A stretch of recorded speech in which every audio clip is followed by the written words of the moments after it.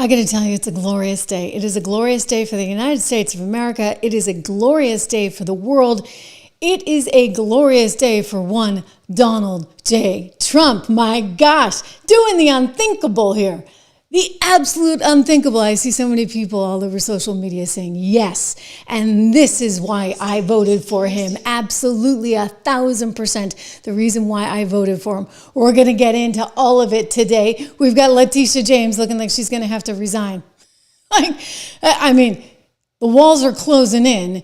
And this is a criminal indictment we're talking about. She is losing friends fast, other than the socialist trying to be the next mayor of New York. Excuse me, I mean communist. Mamdami.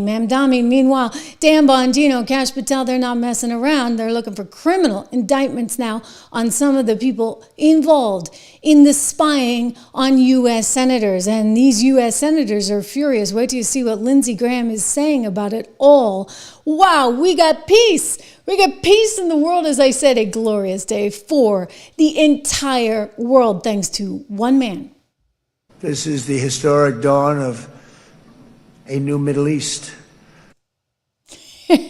He's very good about sharing the wealth. Listen, we got so much to talk about. Not only that, we've got Memphis, Tennessee, where they're welcoming the National Guard. Imagine that, totally different than what we see in Chicago. Welcome to the Trish Regan Show. Make sure you subscribe, share, like, make a comment. I'm watching in real time. Letitia James is going down as we speak. You know, of course, the indictment came last week, and now the expectation is this woman may actually have to resign, because guess what? It's a little bit difficult to be the Attorney General when you are facing such pressure. I mean, look what they did to the judge out in Wisconsin, right? That judge had to resign because it didn't really make sense when she was facing what she was facing for her to continue on as a judge. And the Supreme Court of Wisconsin made that decision.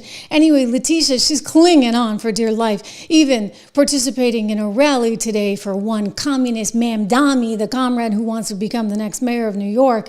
Meanwhile, new documents suggesting that this may be even worse than you thought. So showing perhaps a pattern, if you would, a pattern of alleged problematic behavior when it comes to mortgages. And this is going to be key. This is going to be key in the entire investigation because, you have to prove intent in something like this.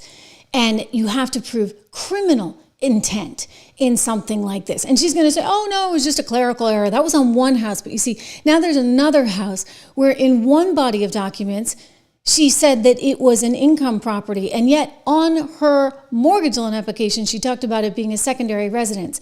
So obviously, you're going to pay less of a higher rate if it's a property that you own versus an income property. So she managed somehow to save herself like 0.8%. 0.8%. The Daily Mail first to report these documents, just bombshell records. And I want to go to an unlikely suspect here. This is Michael Cohen, the former attorney of one Donald Trump. I'm not a big Michael Cohen fan, but he's making the point that I've made that, you start to add all these things up and it's looking as though this case is getting easier and easier to prove. In fact, in his words, he said a first-year law school student could do it. Let's watch. He does want to see accountability. There's no doubt about that. Do I believe, for example, that Tish James will be held accountable? Absolutely. I said it on your show last time. Do I think James Comey will be held accountable? Absolutely. And I know everybody attacks Lindsay Halligan. Oh, she's a former beauty queen and she doesn't have prosecutorial experience. It doesn't matter. She has the power of government. You see, remember something. But she doesn't even seem to have the backing of career prosecutors who are still working alongside her. Is it not a little concerning to you that they don't want to appear with her, put their names next to this stuff? Not in the slightest. The documents will speak for themselves, and I'm certain that they have the documents that they need. I said it on a different show, in a different program, that I believe a first-year law student can actually take these cases to full trial and be successful. Just think about Tish James for a second. When you guys had asked me why I believe Tish James is next and why I believe she'll be held accountable. She's the chief law enforcement agent here in the state of New York. And what did she do? She went after Trump for what? For misstatements to a bank and banking fraud. Well, isn't that exactly what they're charging her now with the same exact, not really. Not really. Isn't it exactly the same facts? I'm sorry? She had evidence. In fact, I mean, there's a whole case, right? Also, one for a reason. This is MSNBC, by the way. Well, and they will have a case against her once Lindsay Halligan brings it to a trial. That's the point I'm trying to make. Again, Republicans are screaming, yay, go Trump accountability. Democrats, of course, we're all screaming, oh, this is political retribution. This is a political revenge tour. I understand that. But this is exactly, she opened up a Pandora's box, if you think about it, about bringing cases against people for business fraud and for banking fraud. You know, she really did. She did open a Pandora's box. And, you know, the difference here is we're talking about a criminal case against one Letitia James versus a civil case that she was trying to bring against Donald Trump because her goal was to bankrupt him. Well, the burden of proof is a little bit higher in the criminal case. But again, if they can prove the intent, and when you look at sort of the past behavior, and I cite again the latest and greatest mortgage document that has come our way, courtesy of Daily Mail, first to report this second home rider, where she talks about it being a second home rather than, this is important, okay, this is an important distinction, rather than a primary home, rather than a business property. In other words, she had two homes in Virginia, one of which she filed, and she claims it was a clerical error. You know, her power of attorney just screwed up. That was the one where she said, it will be my primary residence. And then she's got another Virginia home that she says is her secondary residence. And it turns out neither one is either primary nor secondary, okay? They were both income properties, it appears. But you know what? Don't take my word for it. Daily Caller went to Virginia. Remember that, you guys? And they went and they knocked on the doors and... Hi there. I'm a reporter with the Daily Caller News Foundation. Goodbye. You're trespassing. I'm sorry. Trespassing. My kids are out here. I understand. We mean no trouble. We're just curious who the occupants of the home are, Don't because worry there's about whose occupants. That's none of your it's not Letitia. well there are connections to Okay, but New you're York Attorney trespassing. General Letitia That doesn't James. matter. You're trespassing. Are you related to You're Letitia James? trespassing. Do you know her? You're trespassing. Go in the house. Do you know You're Letitia James? trespassing. No? Okay. You're trespassing. No comment. Thank you, Don't ma'am. come up to my house no more. Thank you, ma'am. Thank you, ma'am. You have a good one. It's gonna be problems. You can You will. record all you want. Be well. Car sound. Okay, so they go on and they go to the second The house. driveway. This looks like the one that was the primary home. No comment? Okay, well, who lives here? Who lives here, ma'am? No comment. Okay. Okay. So again, she's got two homes in the state of Virginia. One, which was said to be her primary home, she says is just a clerical error. So then the second one, she calls her secondary home. But yet in another set of documents refers to it as an income property. So which is it, Letitia? It appears that you may be guilty of bank fraud. And this is a criminal indictment carrying with it up to 30 years in prison. Now, some of you guys over the weekend were saying, do you really think she could get 30 years? And I'm going to be fully honest with you. No, I don't think she could get 30 years. I think that they would go easy on her. But I do agree actually with what Michael's saying, in that they can get a conviction in this case. She'll appeal it, etc. But I don't think it's going to be that hard, because I think you're going to be able to prove the intent via the document that I just showed you. In other words, there are now multiple. Oh, and we're not even talking about New York, where she claims 4 levels in her property instead of 5, thereby securing a better mortgage rate. Nor have we gone back to, 1989, when she filed for a mortgage with her dad and said that she was his wife. Again, you're looking at a pattern of behavior, ladies and gentlemen, which suggests an intent. And so that's what they're going to have to prove. And they're going to call witnesses, etc. But I put something up on the screen that she had put back up on Twitter, or she did put originally on Twitter back in February of 2024, when she was so proud of getting that, $500 million penalty against the now president of the United States, who was then running. And she said, quote, "When powerful people cheat to get better loans, it comes at the expense of hardworking people." Everyday Americans cannot lie to a bank and get a mortgage. And if they did, our government would throw the book at them. There simply cannot be different rules for different people. Oh, except for you, Letitia James. Apparently you get to do whatever the H-E-double-L you please, because you are one Letitia James who gets to, appear in the parades in New York as the Attorney General as an honored guest over Labor Day. But by the way, nobody was excited to see her. She's dancing alongside the porta potties, which I find quite fitting in more ways than one, because this lady is full of you know what. Okay? You know exactly where I'm going, but we're going to keep it clean. Keeping it clean for the kids. Letitia James in all her glory, dancing, and nobody cares. Your Attorney General, Miss James. Woohoo! No. No one cares. Miss James, Tish James, I think they're saying. Ed Martin calling for her resignation. He's the guy who's like overseeing basically a look-see into what exactly the DOJ was doing. He's been calling for this ever since it came out. She had some funny business going on. He even went and visited her brownstone. Remember, kind of looking like Columbo there? And said, well, I'm just looking. And some woman in the neighborhood was going crazy. What are you doing here? Is this a kind of intimidation? I don't know. What do you think? Head of the DOJ anti-weaponization group calling on the New York Attorney General to step down. And now you've got her own party that's saying, whoa, because the polling's not good. And, Ma'am Donnie, that's who she's identifying with, and that's who she's stumping with today. So none of this is actually really good for the Democrat Party. Letitia James charged with bank fraud, making false statements to financial institutions, and faces up to 30 years in federal prison. So again, wouldn't you think it would be sort of logical that she would step down given the distractions that she's got going on? Oh, she's just going to leave that to Abby, right? Abby Lowell, the high-priced attorney that Hunter Biden used too, that taxpayers are paying something to. I think they got about $1 million for Abby Lowell out of the state of New York until somebody put their foot down and said she's not going to get access to the additional $10 million in taxpayer funds because this is her own personal screw-up. This is her own personal mess.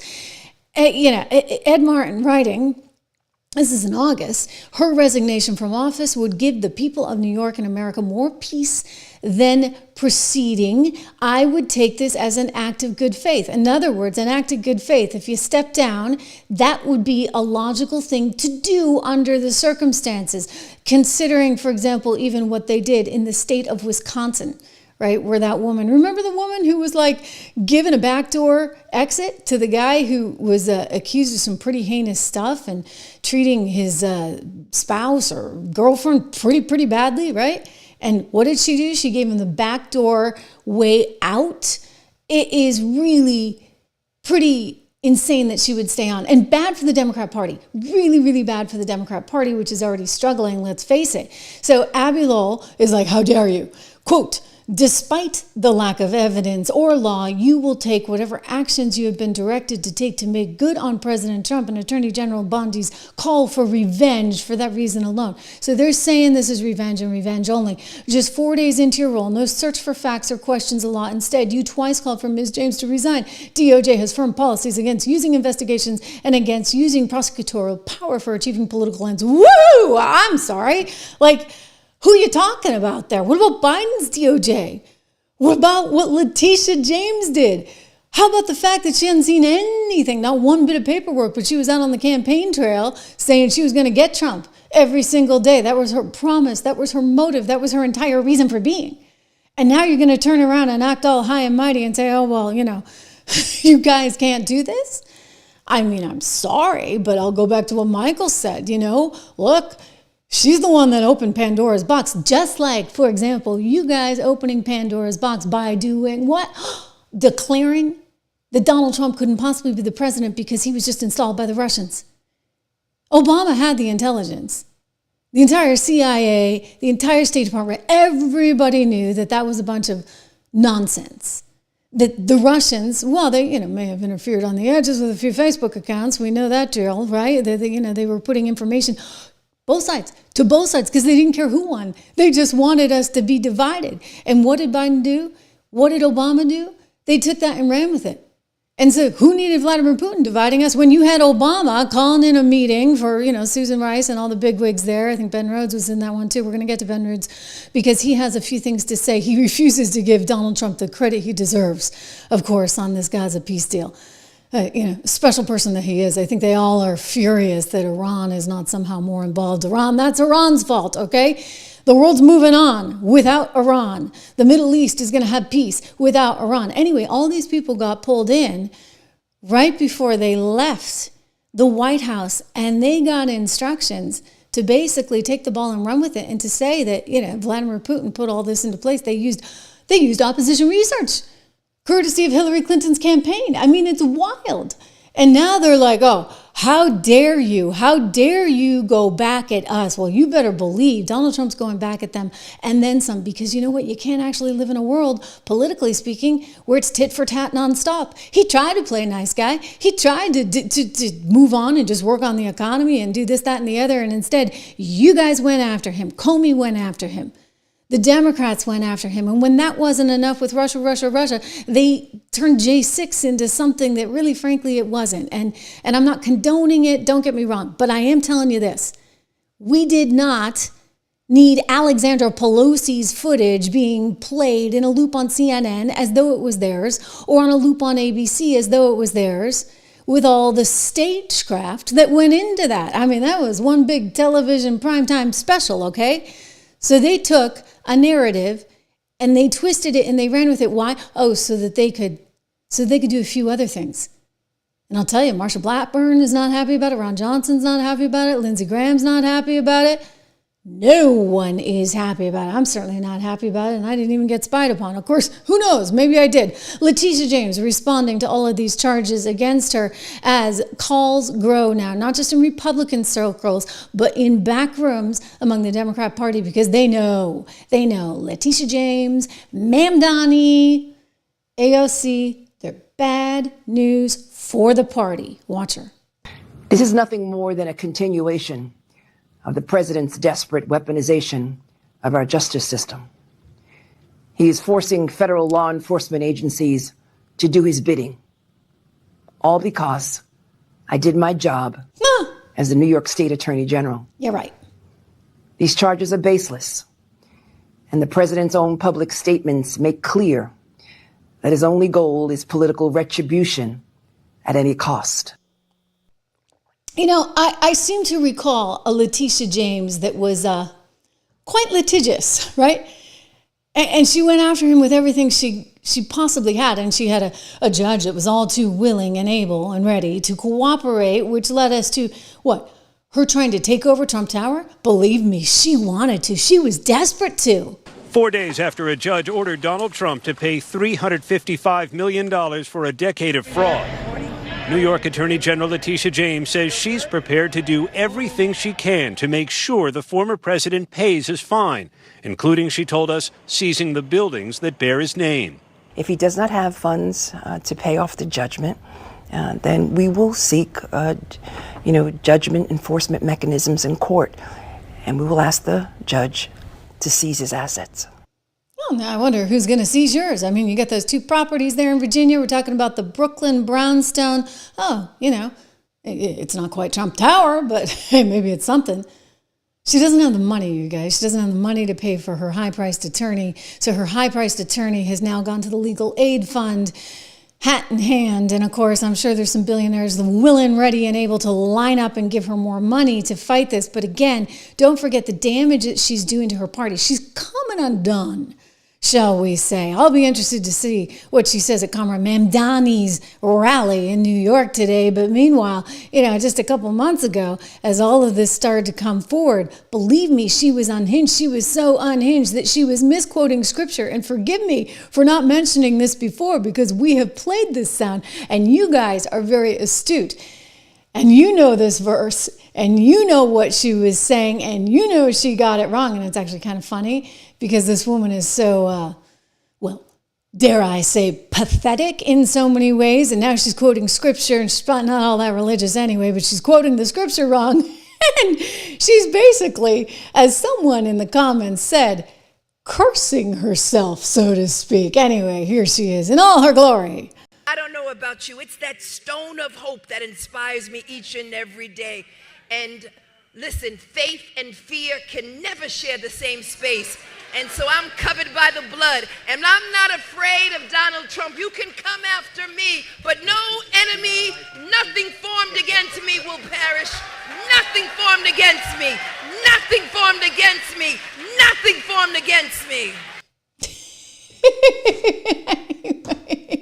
So she doesn't quite have it right. I mean, I don't know. Was it written in the prompter wrong? I wonder. But she is really and truly just, I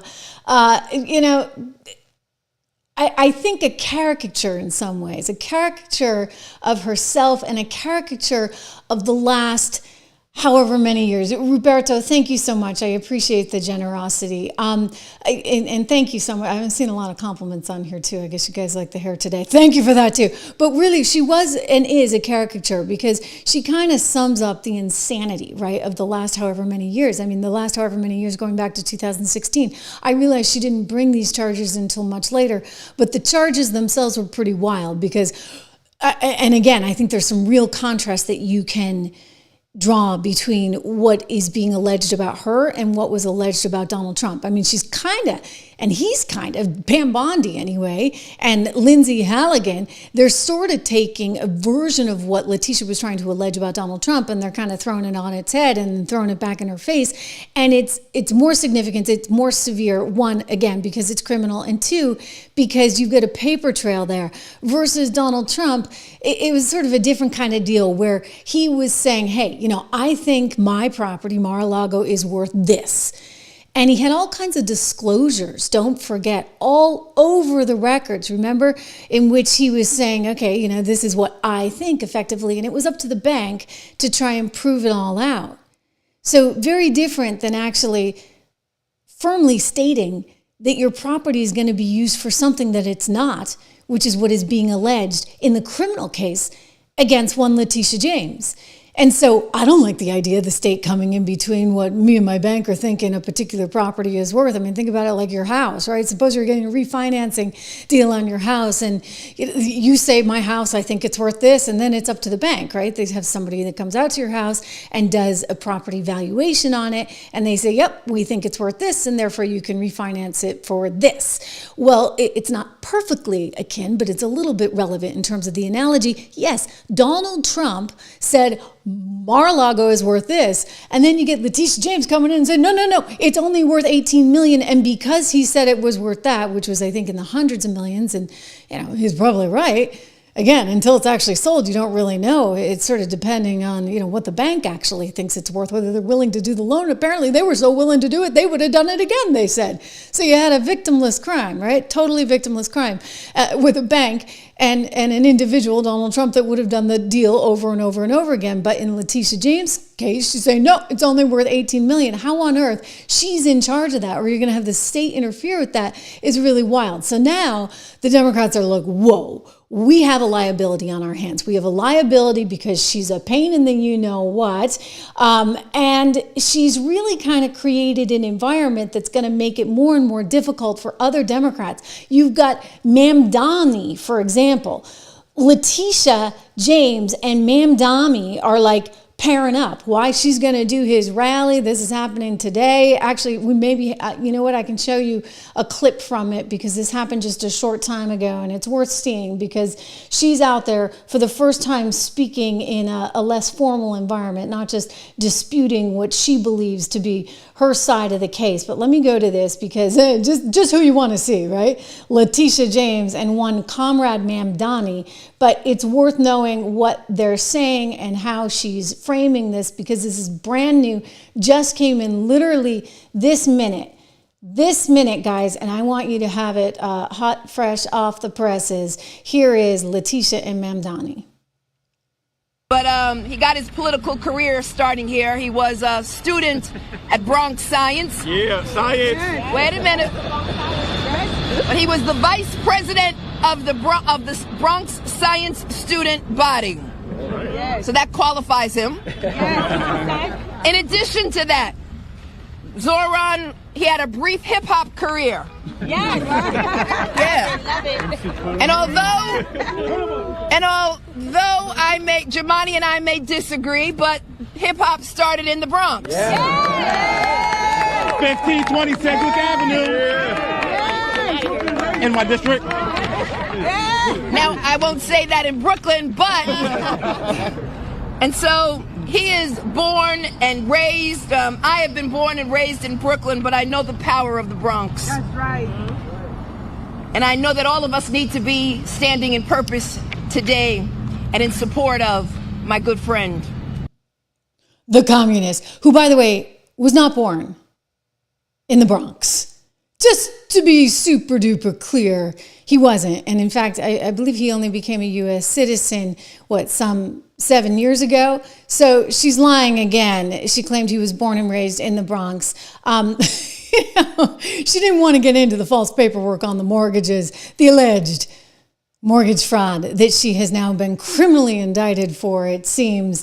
But again, this may just still be coming in because a lot of this is happening in real time. I'll tell you, Letitia James is certainly up against it. Again, going back to some of those polls, it was already reported in City Journal about a month ago that she was struggling because if you look at the Siena College poll, the Siena New York Times, Siena College research poll, what you saw was that she was underwater. She was holding up a little bit better at the time compared to Kathy Hochul, but she was doing worse than Schumer, and she was definitely facing challenges, especially once you go outside New York City. And by the way, New York City increasingly is looking like it could become more and more Trump territory. Listen, you get Comrade Mandami in there and people will be begging for Trump to be there. Seriously, because it's going to be an economic disaster. I'm looking at the tape coming out of Memphis that I'm going to show you shortly. And wow, people are just thrilled because they're like, for the first time, our kids can go out in the yard and play. We can walk to the store. We're not worried. The crime rate, right, has been awful in Memphis. By the way, that is a Republican state. So don't tell me that he's only going after blue states. Thank you very much. Anyway, this is the City Journal reporting that she's been underwater. She's not doing very well, especially for somebody who's an AG. She should have been doing a little bit better. As I just showed you, she's out there stomping for the Comrade Mamdani. And I'll tell you, she's not winning a lot of friends. Heck, you had Anderson Cooper the other night saying, it's really not a great look. The fact that she was out there as rabidly as she was when she hadn't seen any of the documentation. After all, she was campaigning on going after Donald Trump, and now she's mad that he's going after her. I mean, those in glass houses should not throw stones, right? And Lindsey Graham said, hey, you guys got this one coming. Here's some new tape from him on NBC over the weekend. Interesting to watch because if you listen to the reporter there on NBC, she's supposed to try and be a little less biased, now that they're severing the cord with MSNBC, but she keeps saying, what about Trump? What about Trump? What about Trump? What about Trump? Well, maybe it is payback. Maybe you need mutual self-assured destruction in order to make sure that this kind of stuff doesn't keep happening over and over and over again. Watch Senator Graham. Do you think that crosses a line between the Justice Department being independent from the executive branch? I think our Justice Department in the hands of Biden crossed every line there is to cross. I think within 3 days of announcing he was going to run for president in 2024, he did that in 2022. But what about Trump? He had but 91 Senator, what about indictments. Trump? What about? Yeah. Now, I think the grand jury is going to take care of this, but you didn't care any about this. You didn't care that Letitia James made up charges that no one's ever faced. But Senator Biden never publicly called for Trump to be indicted. He had 90. Biden regretted that they didn't do it before the election. Jack Smith surveilled my phone records and 8 other senators. Jack Smith introduced his brief against Trump October the 24th before the 2024 election, violating every protocol just to politicize the election. So this may bother you that people are being held accountable. It doesn't bother me one damn bit. Boom! Okay. Accountability does actually matter right now. As I said, mutual assured destruction. We've got to stop this because it can't happen to anybody else again. And you got to know where the lay of the land is, right? You guys try this? Oh, we can do that too. So maybe the answer is you just don't do it to begin with. And one of the interesting things is that Biden kind of kept it under wraps. He didn't necessarily shout it from the mountaintops that he was going to do this. Where's Donald Trump? By the way, he talks and he talks and he talks. And any reporter asks him a question and he answers it actually quite truthfully. And so they say, hey, what do you think about Letitia James? And he says, well, it doesn't look good for her. I think she probably committed mortgage fraud. I think Adam Schiff might have committed mortgage fraud too. Doesn't look good for them. I mean, I don't have anything to do with it, but it doesn't look good for them. Biden hid under a rock. Nobody actually ever talked to him, so you couldn't ask him any questions, and so you didn't get quite the level of transparency that you're getting. You're getting lots of transparency, so you know exactly where Donald Trump is going next. Bolton, I'm looking at you. Adam Schiff, I'm looking at you. But I'm also looking at Letitia James, and I'm also looking at Jack Smith, and I'm also looking at the FBI agents that allegedly spied on all these senators. Kash Patel, Dan Bongino coming out with this blockbuster story that nobody else is covering. I'm like, this is kind of important, okay? This actually is bigger than Watergate. And where are you all? Why aren't you covering this? Why aren't you talking about the fact that you had, we can't use wiretaps. You see, the New York Times gets really mad at that. I have to be careful. PBS gets really mad about that. They're like, how dare all those Republicans talk about wiretapping. It's not wiretapping. And then they try and say that the entire story is false because we say wiretapping. So let's be very, very judicious with our words and just say they intercepted the communications of at least 8 sitting U.S. senators. They were intercepting the communications of 92 groups, including my friend Charlie Kirk's Turning Point, which, by the way, is running a Super Bowl special opposite Bad Bunny that's going to knock it out of the park. You see, you can't actually do that. I mean, not without a whole lot of warrants or subpoenas or FISA warrants. I mean, I don't think they had anything. If you listen again to Lindsey, this is his point. What the heck were they up to, right? What were they doing? Lindsey Graham is livid. You've got Grassley that's livid. You got Kennedy that's livid. You got Marsha Blackburn that's livid. You've got Ron Johnson that's livid. And now they're demanding answers. So Jack Smith investigators need to pay big for January 6th phone records probe, warns Senator Graham. You bet they need to pay big. Here he is on Fox talking. He said, quote, when Jack Smith was looking at my phone records and that of other senators, I think he broke the law. And I think that he needs to be held accountable. And I think those who brought this about need to pay and pay big. Again, you can call it retribution, you can call it payback, or you can call it just justice so that you make sure that this kind of you-know-what doesn't happen again. I want to watch him again. Here is Lindsey Graham, again, on NBC, speaking with the NBC host, and what about Trump? What about Trump? What about Trump? And he's like, no, listen. What you guys did, and not her in particular, but the Democrats, and I don't know if she identifies as a Democrat, but I'm guessing she does, given what I've seen of her in the past. Here's Lindsey saying, you know what? There's going to be H-double-L to pay, as there should be. Do you think that crosses a line between the Justice Department being independent from the executive branch? I think our Justice Department in the hands of Biden crossed every line there is to cross. I think within 3 days of announcing he was going to run for president in 2024, he did that in 2022. But what about Trump? He had 91 indictments. Trump? What about Now, I think the grand jury is going to take care of this, but you didn't care any about this. You didn't care that Letitia James made up charges that no one's ever faced. But Senator Biden never publicly called for Trump to be indicted. He had 90. Biden regretted that they didn't do it before the election. Jack Smith surveilled my phone records and 8 other senators. Jack Smith introduced his brief against Trump October the 24th before the 2024 election, violating every protocol just to politicize the election. So this may bother you that people are being held accountable. It doesn't bother me one damn bit. I'm curious, does it bother you?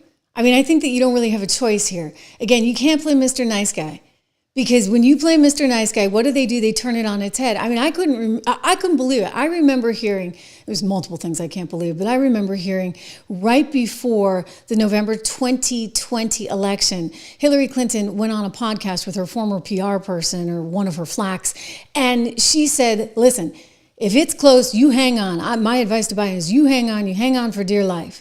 In other words, she was already willing and able to contest anything. She was encouraging Biden to contest everything if it was even close. And they're doing this, in the name of quote-unquote democracy.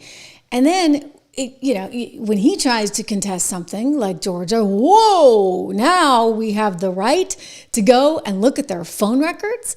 Come on, like what kind of warrant did you guys get? And who gave you a warrant for something like that? Jack Smith? I know Kash and Dan have fired all of the agents, which is very good. They're firing all of the agents that were involved in this.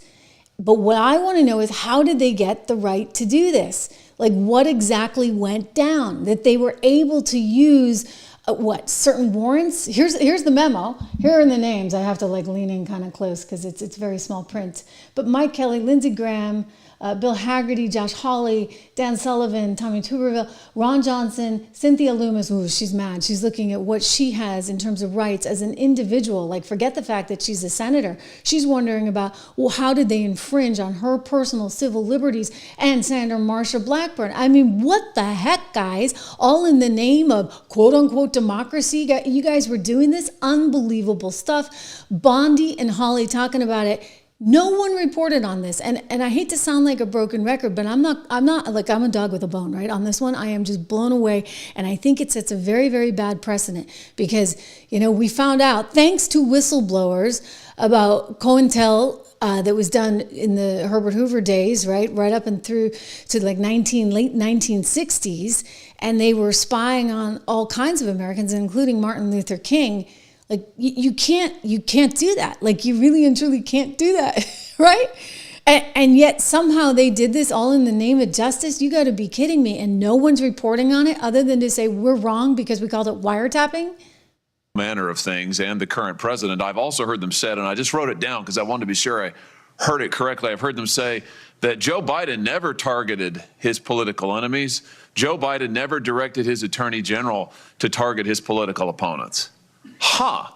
That's interesting, because I could have sworn that yesterday we learned that the FBI tapped my phone. Let's look at it. We've got a list. Tapped my phone, tapped Lindsey Graham's phone, tapped Marsha Blackburn's phone, tapped 5 other phones of United States senators. Gee, it sure looks like targeting political opponents to me, and yet I haven't heard a word from that side of the dais about any concern whatsoever. We've got nothing but concerns today, but no concern at all for a Justice Department that is tapping the phones of sitting United States senators because who knows why. They don't like them. They're members of the opposition party. They're Republicans. They're conservatives. You've seen this document, Attorney General Bondi. Well, what was going on here? Who ordered this? Who ordered the tapping of the phones of United States senators? Senator Hawley, I cannot discuss the details of that right now for very good reason. You're going to do a thorough investigation into this, I trust. Is that correct? We will be looking at all aspects of this, and I have talked to Director Patel at length about this. And you're going to figure out who was involved in this, who signed off. Unbelievable. Unbelievable. I want to get to one of the comments because one of you guys you're suggesting that perhaps Bondi didn't want to comment because it's that much worse than we think. I don't know. I do think it's worse than Watergate. David, I agree with you. I think that Bondi can't comment too much just yet because she's learning about it sort of in real time as we all are. And the big question is, what exactly did they have in terms of authorization to be able to do this? Because phone companies shouldn't be giving away these records. They just shouldn't. I mean, you've got the Wiretap Act, you've got the Computer Fraud and Abuse Act, you've got state privacy laws and eavesdropping acts. I mean, you've got to have proven something, and the bar should be high, very, very high, because otherwise you can weaponize the government against ordinary Americans and apparently the other political party. I mean, that's what's wild. That's why this is bigger than Watergate, because they wanted to take down anyone associated with Trump. And so they determined, okay, Trump is a liability. Trump is a problem. Trump is going to cause democracy to fold. He's going to try and take over the government. And so we are going to use anything and everything we can against the other side, which is why they then were able to, at least in their eyes, justify going forward. And I can't say tapping. Oh, Josh Hawley, they're really mad at you because you said wiretapping, interfering with the private communications of sitting U.S. senators. I mean, that's pretty wild. Again, it takes a lot in order to do that. There are certain measures that you would have to follow. You need a court order. You need a subpoena. You need an NSL, U.S. Patriot Act, national security letter. I'm guessing that's what they got, right? Is that what they got? A national security letter because Donald Trump and all of his accomplices, half the country, were somehow a threat to democracy, or a FISA order. So maybe, that's how they went after him the first time, right? They were able to go after Carter Page with the FISA warrant because they had that fictional intel courtesy of, Hillary Clinton's law firm, Perkins Coie, that went out and hired Fusion GPS. Fusion GPS was an investigative political research team that went out and hired Christopher Steele, who then went out and hired a bunch of other people, including people that we believed at the time to be actual Russian spies. Right? Like, you can't make it up. It's like this wild game of like around and around and around in a circle we go. And here we are where we get back to, one side doesn't like the other, so they're going to therefore weaponize the government and use it against the other side in order to get them kicked off Twitter.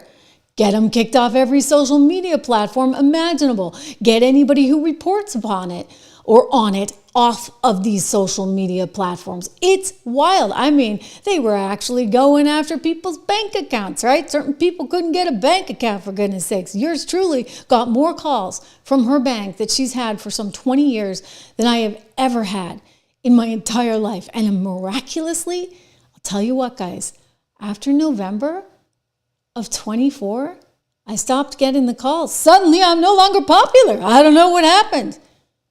Or actually, I think I do, which is really alarming. Okay, that's just like pure anecdotal. I don't know why I kept getting so many calls. I don't know why I was so popular. They were asking me about everything. And then all of a sudden, it all stopped. And where were the phone companies? Why were they doing this? Why were the banks acquiescing? Why were the phone companies acquiescing? What were they threatening them with? I mean, it's something that Senator John Kennedy had a lot of questions about. But the phone company and the general counsel for the phone company, or companies, if there were more than one involved, could say, this is serious as an aneurysm. This is serious as 4 heart attacks and a stroke. This is a sitting United States senator. So general counsel would likely advise the CEO, you need to file a motion to quash.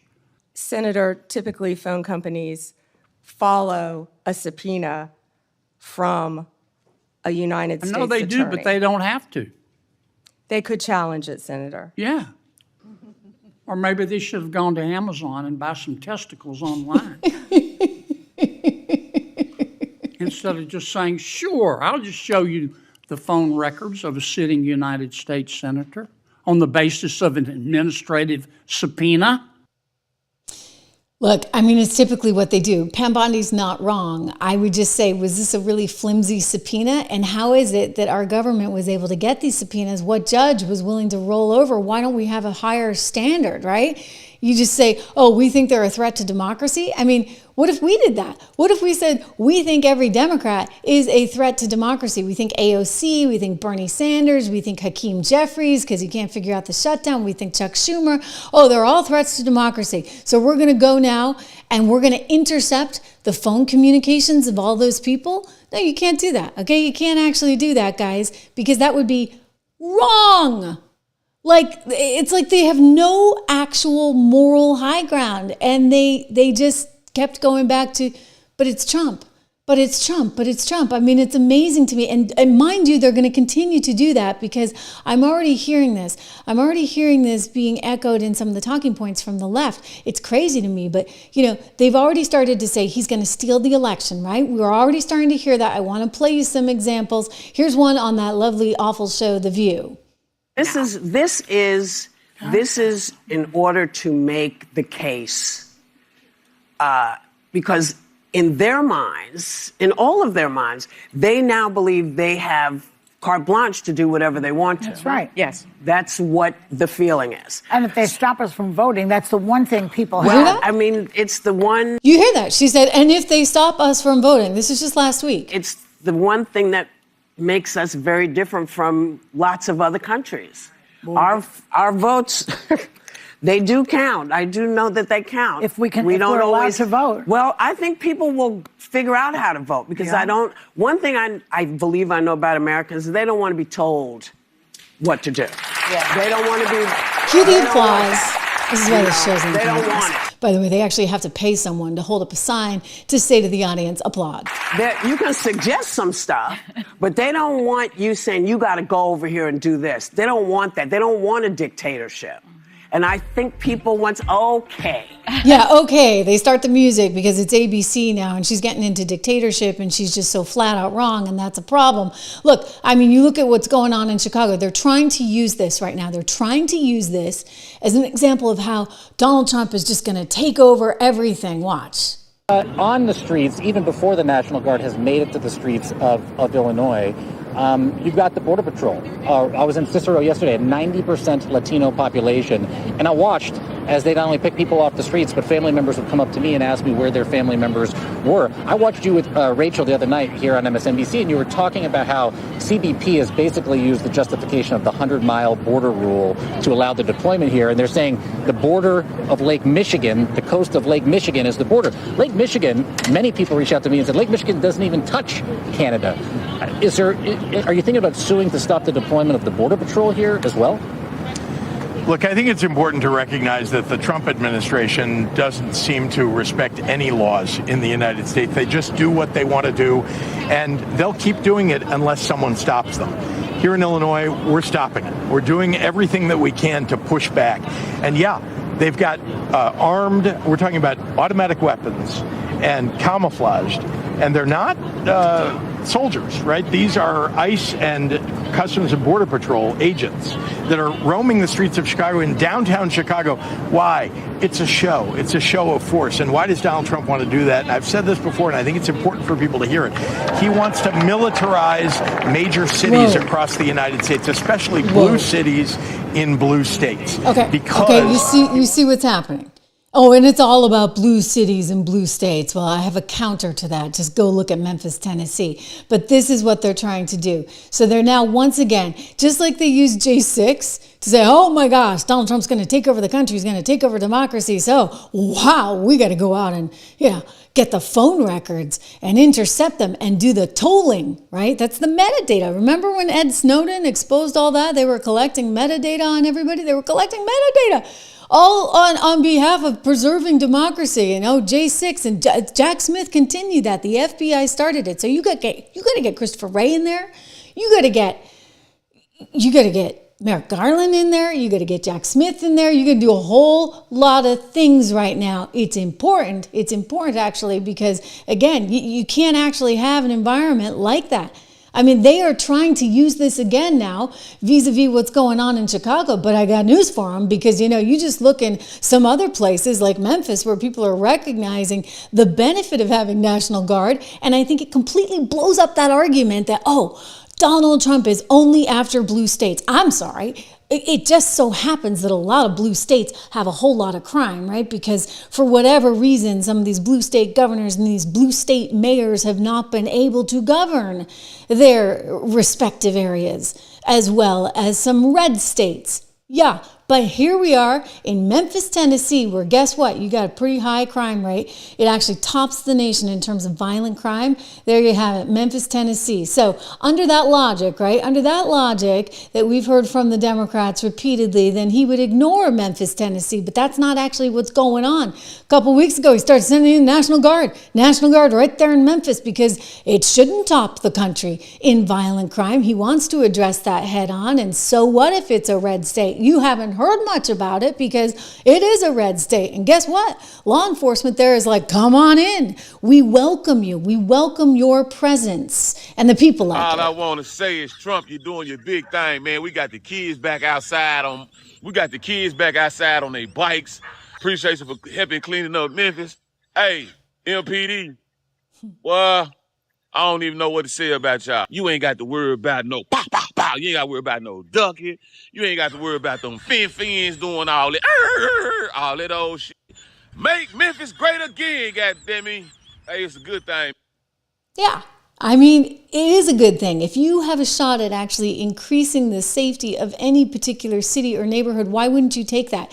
In fact, if you really wanted to twist it on its head, maybe the blue states should be saying, hey, what about us? What about us? We need some money. We need some National Guard. We need better, safer streets. Instead, they make it all about being anti-Trump. How dare he come here? I want to show you another Memphis residents just welcoming this. Here's a woman. She's sitting outside on her porch, and she's like, look, I'm not political. I don't really talk about politics. I don't really care about politics, but I got to tell you, this is a good thing because all of a sudden the kids are out playing again.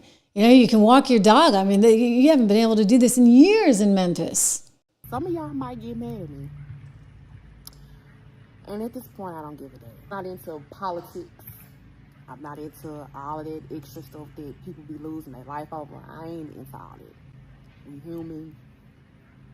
What else? But I will say thank you to Trump for bringing these National Guards and doing what they're doing down here in Memphis right now. You know, for the first time in 5 years. I've been in my home for 5 years. And for the first time, my kids have been able to play in the backyard and be able to do it comfortably. I haven't heard a gunshot in 2 weeks. Wow. I haven't seen any strange. I mean, it's amazing, right? Like, so people are coming out over and over again, but you haven't heard much about Memphis. All you hear about is Chicago. It's like the tale of two cities, right? In Chicago, Brandon Johnson wants to fight him at every turn. Here he is on CNN. This is a fundamental attack on our democracy. It's not about immigration. It's not about safety. It's about authoritarianism. And we're going to push back and we're going to defend Chicago and all American cities against this tyrant. Okay, but let me just go to the issue, like at the Chicago apartment building overnight last week. This is, according to DHS, 37 undocumented immigrants were arrested in that operation. The building was targeted because it was known to be frequented by Tren de Aragua gang members. I mean, how do you respond to people who say these sorts of efforts are making the country safer? Look, I'm working hard every single day to build the safest, most affordable big city in America. Just this past summer, we had the fewest amount of homicides since 1965. Homicides are down. By the way, that's like super contested. Even the data coming out of Memphis, all of this data is super contested, I should argue and point out, because DC, same thing. There has been some alleged massaging of some of the numbers in order to make things look a little bit better because they knew they were under fire, but we'll let him continue. Shootings are down, shooting victims are down, a lot of work to be done, but we are building a safe, affordable big city in America. But I don't know if there's anybody in America that believes that armed, masked men showing up with Black Hawk helicopters, sticking guns in the faces of Black women, zip tying Black children, putting immigrants in one van, putting Black folks in another van. This is not what builds safety. Okay, what builds so safety? They would differ with that, the Trump administration. They would point out that the Tren de Agua was it is a notorious gang. It was in an apartment building in Chicago. And unfortunately, when you're going in and you're raiding the building, it means you're bringing everybody out. And they were going after the bad guys with TDA who were believed to have committed crimes and were here illegally. So when you actually look at what the people of Chicago are saying, it's a miraculous thing. Like, they're saying, thank you. We actually want to feel safe, right, in our own neighborhood. This is why Brandon Johnson himself enjoys just a 6% approval rating, which is worse than the Democrat Party. The Democrat Party's down around 30% approval rating. I mean, you think that's bad, right? Just take a look at Brandon Johnson's approval rating. So things are changing, and they're going to keep changing. It's like the train has just left the station, and it's happening whether you like it or not. I mean, you're going to have, I hope, a new environment, a new America where, you know, kids feel safe. I mean, hopefully we have a new world where people feel safe. Thanks to the peace deal, I want to go to Egypt and Israel because this is a huge deal. And the fact that some Dems are so bitter about it is so freaking telling. But before I do, quick word from one of our sponsors, Balance in Nature. I love this stuff because you know what? When I turn around the back of the bottle, I actually can understand everything that's there. What you see is what you get, right? 31 ingredients. They freeze dry this stuff. They take the nutrients, they pack it into the supplement. How many times have you had a supplement where you actually know and recognize what's on the back of the package? I would bet that that is very, very, very rare. But the folks at Balance in Nature want to make sure you're getting the best stuff. You can go check them out. You get 35% off with my name. Use code word Trish, balanceofnature.com. Code word Trish, Trish. You get 35% off. You get free shipping. You get a money back guarantee. Oh, and you get a free bottle of the fiber Spice special. So that is really good. It's a great offer. Check it out. Prioritize yourself. I always say that. Health and wealth, right? You got to prioritize your finances. You got to prioritize your health. This is one of the first steps you can take, and I'd love to be part of that with you. So go check them out at balanceofnature.com. Use code Trish. Gosh, guys, it is a big day for America, one to celebrate. I'm excited. I hope you're excited. Look, Donald Trump is excited, and I got to hand it to him. He is spreading the wealth. He is saying this is a wonderful day because everyone in the Middle East came together. I'll tell you, he's the only guy who could have gotten that done. Well, we had a lot of great success and a lot of great countries that wanted this to happen. You know, countries that you wouldn't think. Qatar was fantastic. Saudi Arabia was fantastic. UAE was fantastic. Jordan, the King Abdullah he just couldn't have been nicer. I call him general, but president. You can call him whatever you want. But El Sisi, strong, tough, like an unbelievable guy. They all wanted to see this happen. That's the amazing thing.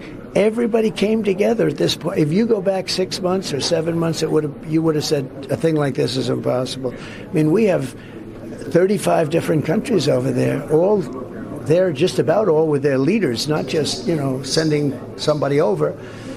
And they all wanted this to happen. And I think I had a big impact, but, I can have a big impact. If they don't want it to happen, it's not going to happen.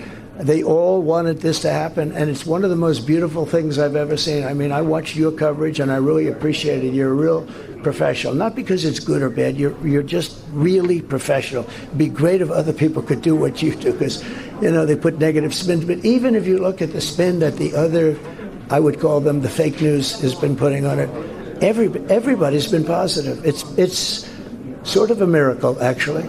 It's really wonderful. He was willing to go about this in a whole different way, and I think that's a big part of it. He is not somebody who's going to sit there and read buckets and buckets of information that's been printed out by a bunch of staffers at the State Department. He is someone who trusts his own instinct, who trusts his own conversations with individuals far above trusting all of the research from the State Department. And so it's a point of contention. They've never liked that, right? The CIA hands him this, State Department hands him this. They're like, here, go read it. He's like, no, thank you. I'll just go watch TV. Buy like 5 TVs. He's got, maybe a lot of people don't know this. Off of the Oval Office, there's this small corridor. There's a small room where some presidents have in the past chosen to work. He actually uses a little bit of a storage room. But if you go further down, there's a room that kind of looks like a dining room. Like it's like a dining room table that's there. And he sits on one end with his computer and he looks up and he's got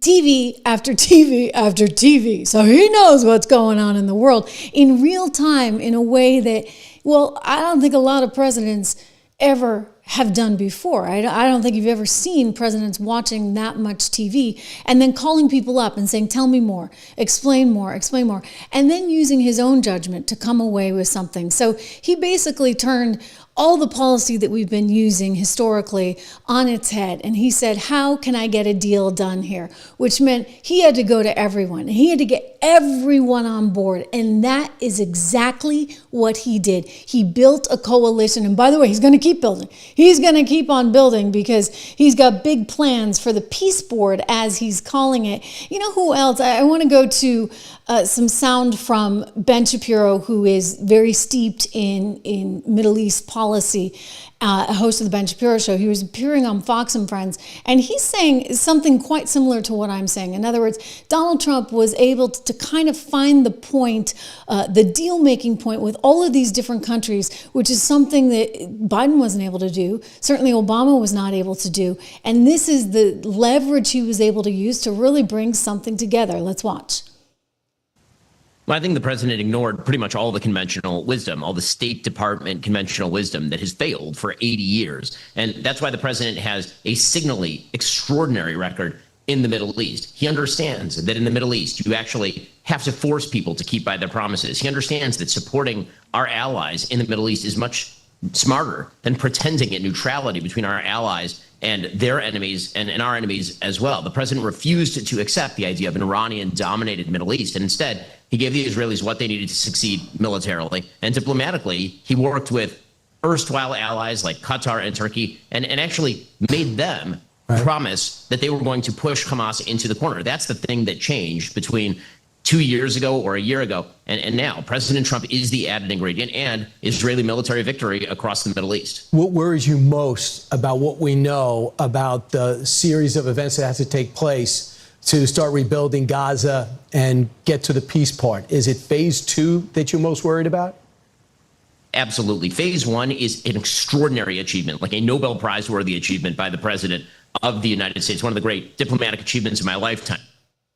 But phase 2 is going to require everybody, again, being on board. You couldn't have gotten, though, it certainly couldn't have gotten to phase 2, right, without phase 1, because this is a president who basically just threw the sort of book of rules right out the window and said, no, I'm going to do this my way.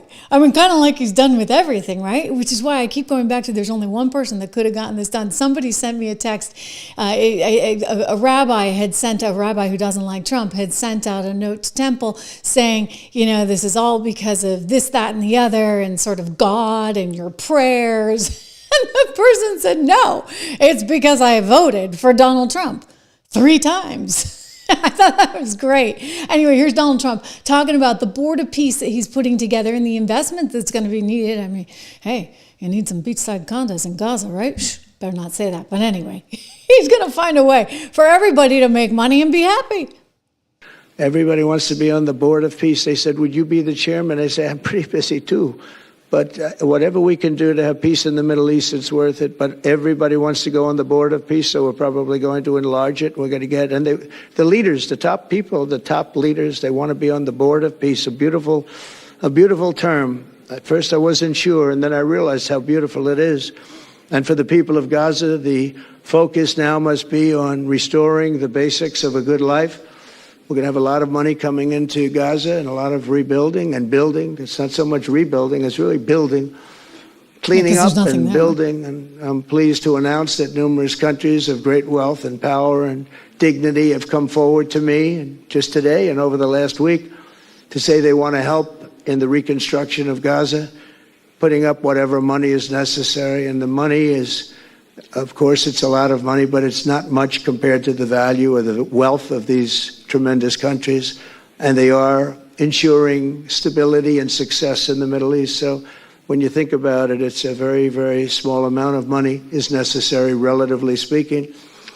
And as those commitments are made, I'm going to let the world know who is doing it, because they really deserve great credit for doing it. And they're going to do something that's really monumental. This is a monumental day. This is a monumental moment in the history of the world beyond the Middle East.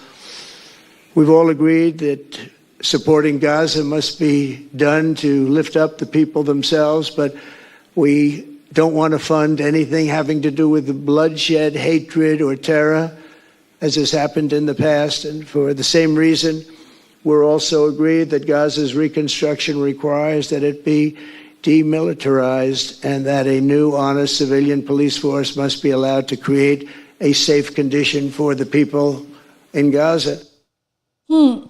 So this is like amazing, right? Like it really is amazing. And I want to play one more bite, but then we got to get to the Democrat reaction because, I mean, Barry, come on, show some class. I mean, he's like, he's mad. There was the tweet where he didn't thank Trump, and now he's out with some new sound on some podcast I got to show you. Kind of bitter, really and truly bitter, because guess what? Turns out the businessman who used to be the star of The Apprentice, he's running circles around you all day long, Barry. Here's Donald Trump on the new Middle East. This is not only the end of a war. This is the end of an age of terror and death and the beginning of the age of faith and hope and of God. It's the start of a grand concord and lasting harmony for Israel and all the nations of what will soon be a truly magnificent region. I believe that so strongly. And This it is will the be, historic right? So dawn this is incredible. It's incredible. Enjoy it. Like the whole world should rejoice. And yet, we got some people out there. Some people that don't seem to like recognize the importance of this. I mean, or at least Donald Trump's role in it.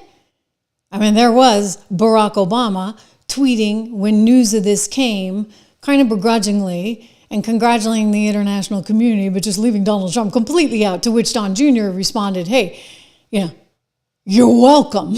Like, you're welcome. But, he's got a bit of a grudge on his shoulder, shall we say, about Donald Trump, and I don't think that's ever going to end. In fact, he's the one that led us down this bad path with all the things that they did with Russia. That all was a derivative of Barack Obama's initiative. That's what Tulsi has exposed. So Ben Rhodes, you remember he was like part of the NSC team. He has some kind of NGO with Jake Sullivan now. So the two of them are sitting there going, because this was Republican Party that did this. This was Donald Trump that did this. How unthinkable.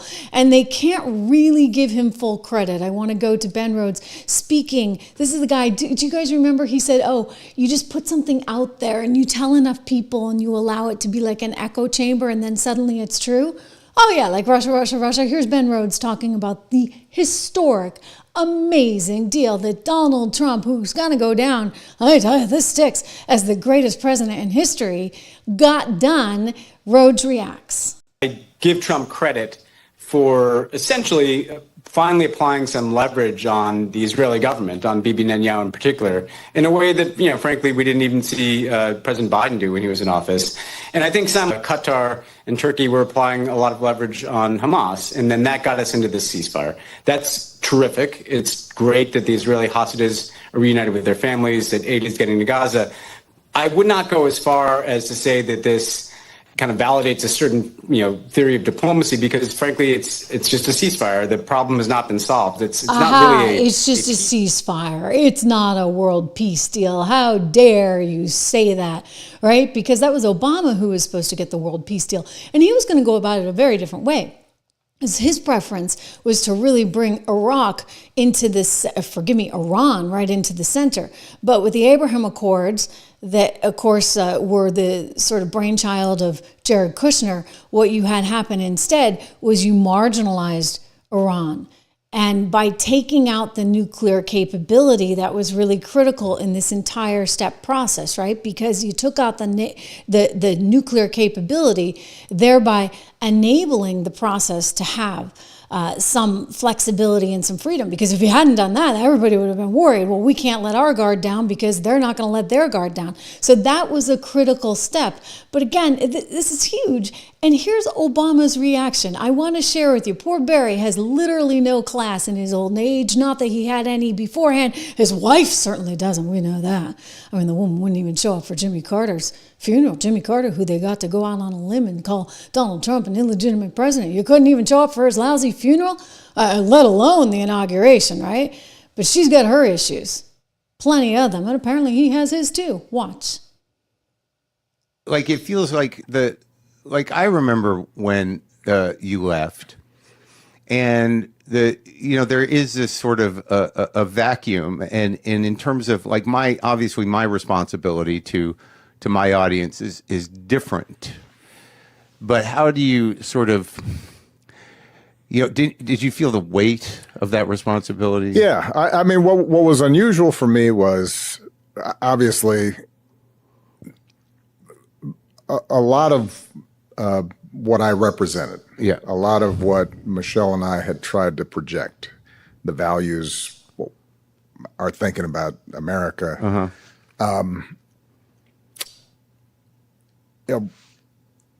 My successor seemed to represent the opposite. Right. He can't even say his name. My successor seemed to represent the opposite. What did you really represent, Barack?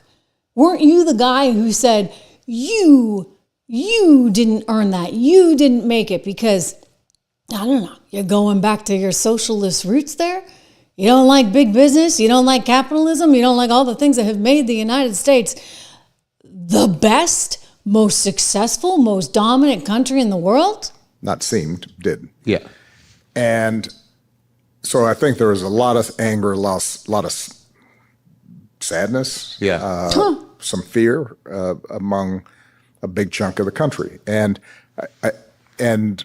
one of the problems with the American political system is, although we have political parties, we don't have a parliamentary system. So basically, the president, in my case, Democrat, I leave office, and there's no obvious person who's now the shadow prime minister, the leader of the party for the Democrats, right? And so there were a lot of terrific people who were doing good work, but we have this weird situation where you don't have a designated person who's speaking on behalf of the whole party. So I actually found myself drawn back in to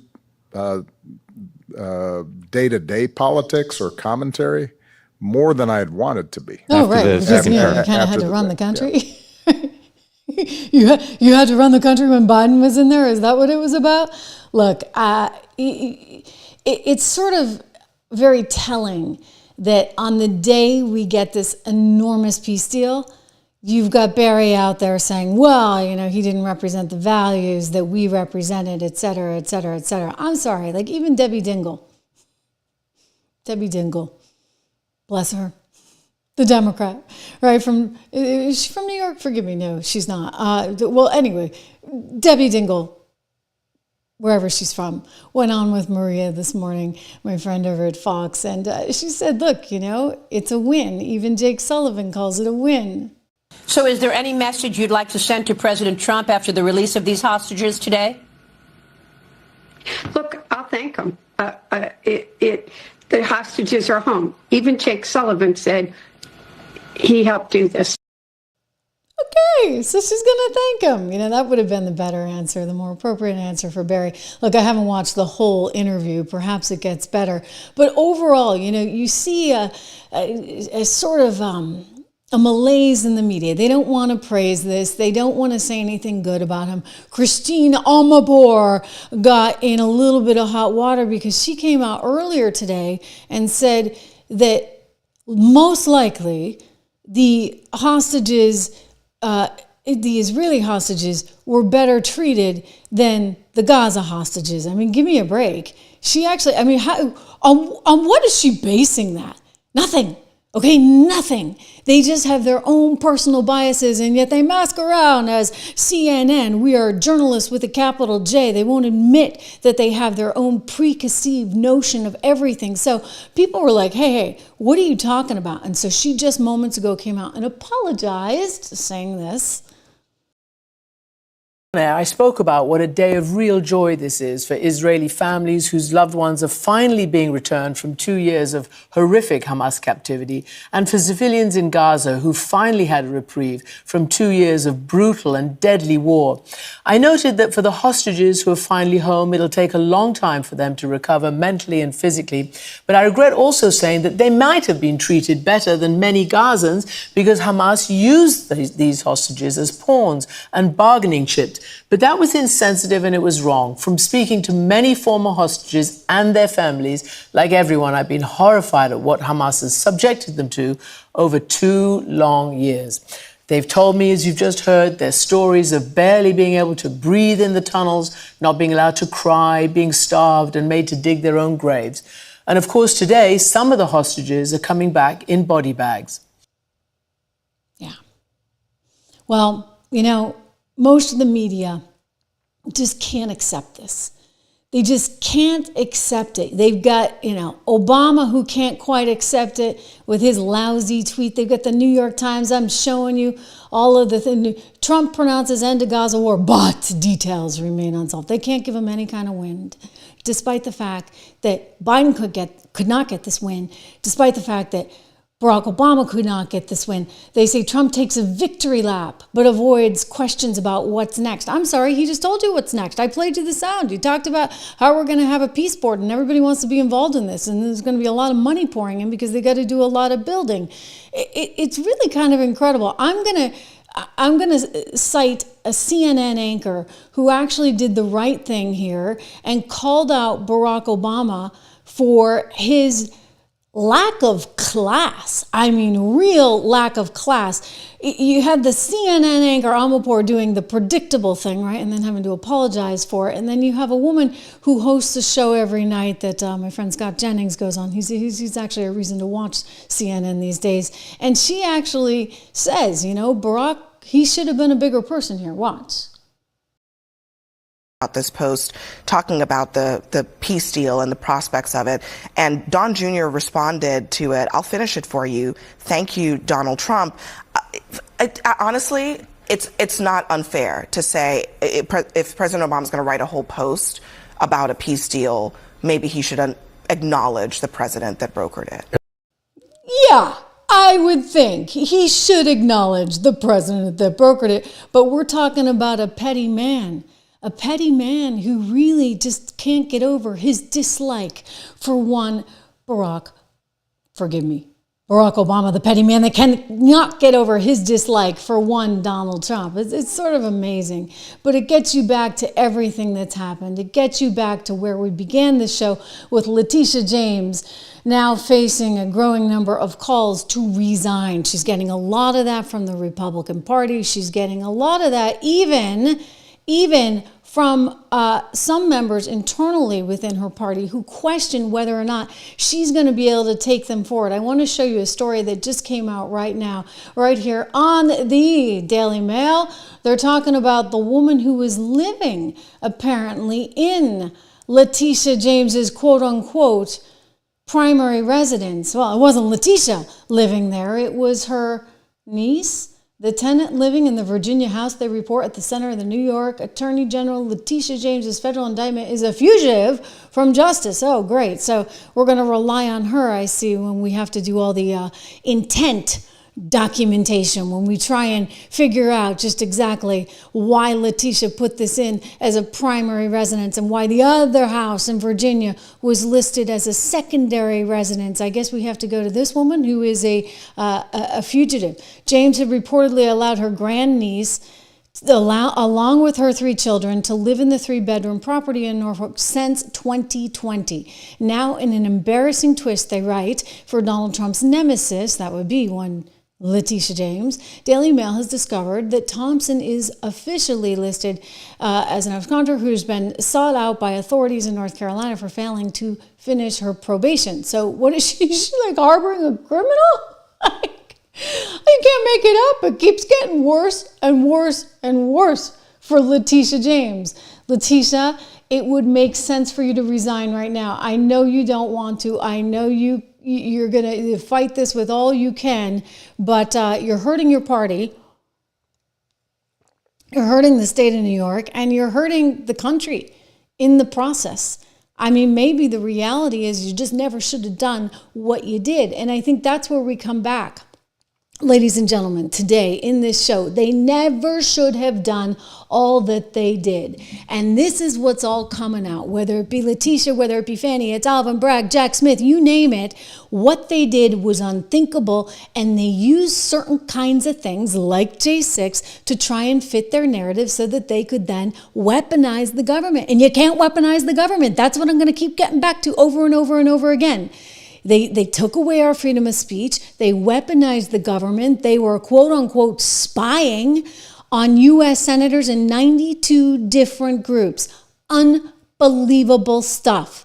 Unbelievable stuff. And all that spying led to, as we've talked about, problems for everyday Americans. Everyday Americans. You heard me talk earlier about how they went after, for example, people that, couldn't get bank accounts because they were, conservatives. It's really kind of just awful, truly, truly awful. On a real quick note, a reminder to go over to 76research.com. It's my company that I started. I just want to give a quick market check for you here today because the markets turned it around after we got news that the president was looking to put 100% tariff, don't forget, right, onto China. That came out last, the days are getting mixed up here. We've had so much news on Friday.